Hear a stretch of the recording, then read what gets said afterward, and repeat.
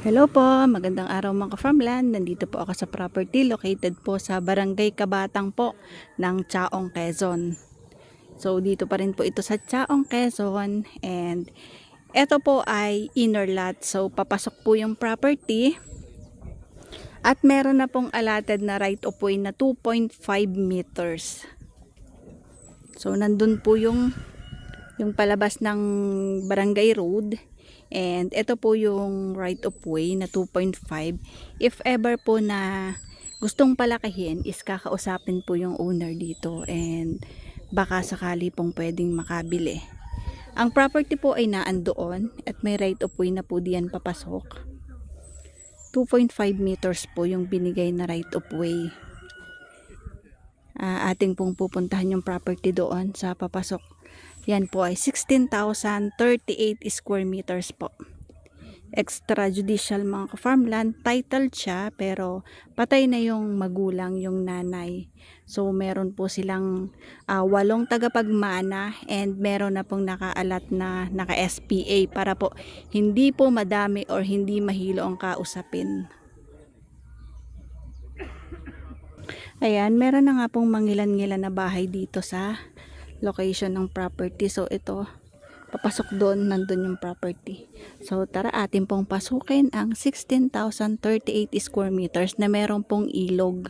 So merong ilog doon sa property. May mga tanim po ng mga sinturis. Meron po itong linya ng kuryente, signal ang cellphone at internet connection, and sa water naman magpapadeep well po. Ayan. Pasok kami dyan sa property. Ay, may bakod yata ako. Ano na yan? Ayan. Sinturis, yan na yan. Ayan, dyan nag-start yung property. Papasok dito. So, medyo may kasukalan lang.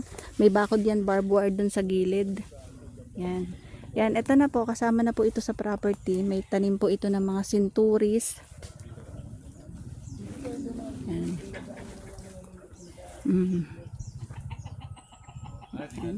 Ito po ay 16,038 square meters po na 350 pesos per square meter. And pwede pong mag-piggery kasi base po doon sa yan, sa mga kalapit bahay po may mga piggery. And ang sinturis po, ang dami pong bunga. So may mga bunga na.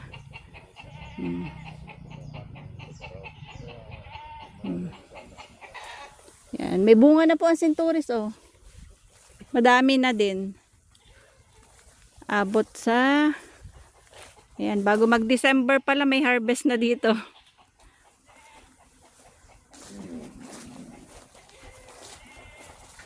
Madami din po palang tanim. Ayan, mga farmland, ito po ay sinturisan or dalandan sa amin. Ayan, daming bunga, oh.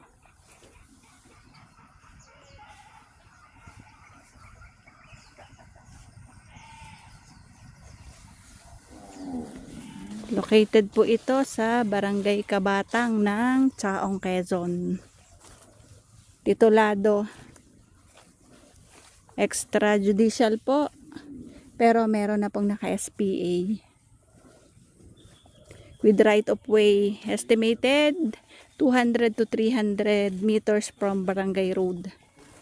Yan, ang dami po palang puno na sinturis.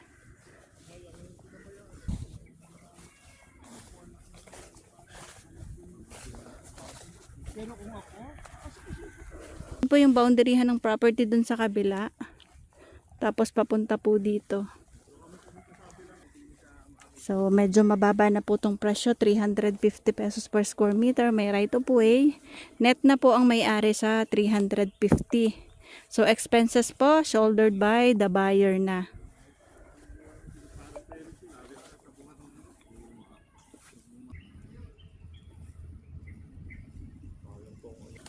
Malaki pang kikitain nila, dahil pang mamunga. Yan. So, tayo. Punta tayo doon. Sama tayo kay kuya kasi papunta tayo doon sa ilog. Kuya, dyan may daan sa ilog, ano? Sige, susunod ako sa iyo. Oh, grabe oh, ang daming dalan doon. Sayang talaga. Pero kahit papano, meron pa rin pong kikitain dyan. Kasi ma-harvest pa rin. Kasi kumbaga, hindi lang po nalinisan, hindi lang natabasan. Pero namumunga na po siya o may mga malalaki na nga po. Hindi na po inaabot ng December. Hindi siya pang December kasi malalaki na yata. Advance. Try namin pumunta doon sa ilog kung makakadaan kami. Kasi mukhang masukal po.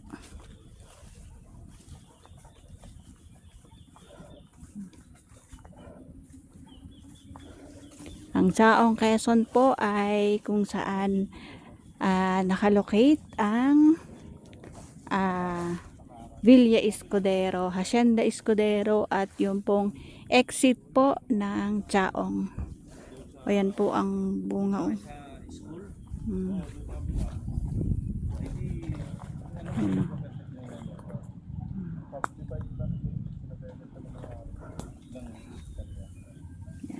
So sa area dito, meron pong mga nyog. Pero mga ka-farmland, maganda itong ito pong property. Ang kailangan lang po dito ay mapalapad po yung right of way kasi 2.5 meters lang po. And then yun, extrajudicial, yun po yung issue. Parang papunta na po ito sa ilog.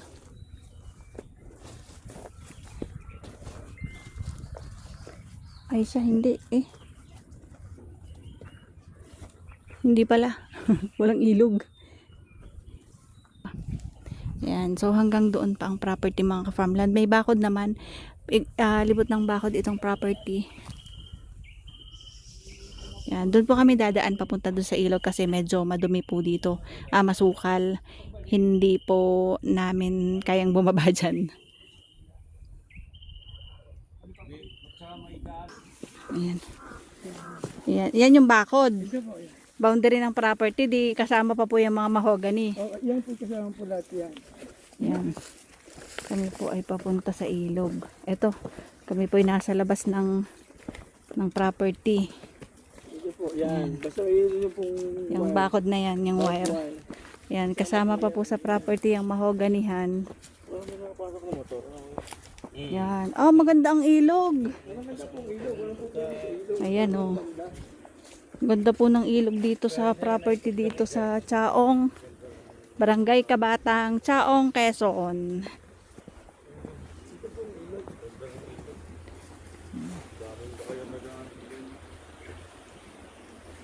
Yan po yung boundary ng property, so papunta dyan. Hindi na lang po binakuran yung hanggang dun sa ilog kasi nga may easement. Yan, hanggang dito na lang po yung property. Ayan yung bakod. Libot po ng bakod, padiretso pa po papunta doon. Ayan, nandito yung ilog. Ang ganda. Yan, oh. Yan.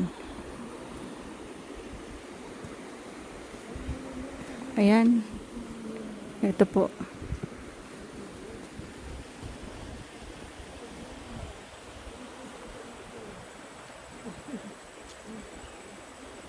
Bali, boundaryhan po.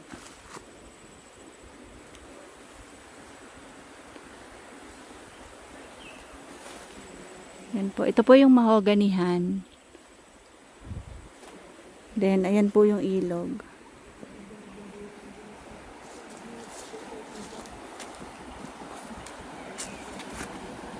Ayan. Mga ka-farmland, ang ilog naman po is allowed po lahat gumamit.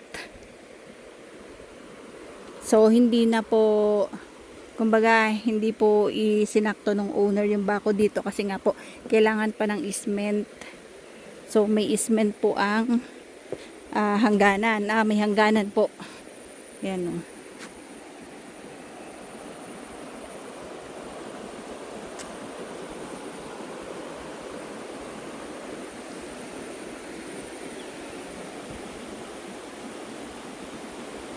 Yan o. Tapos, ang property po ay ayan.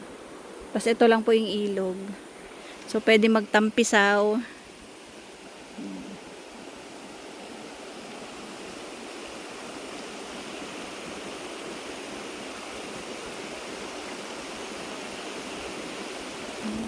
Ang property po ay madaming tanim na dalandan and mga mahogany po.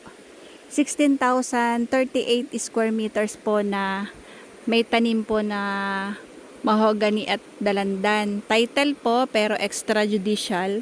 8 po yung tagapagmana pero meron na po mga naka-SPA para po hindi po madaming kausapin.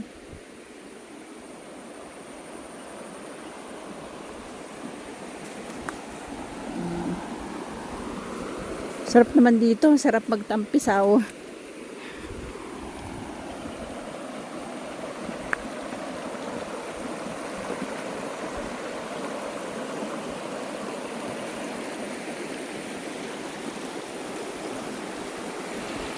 So paano mga ka-farmland? Bye-bye po.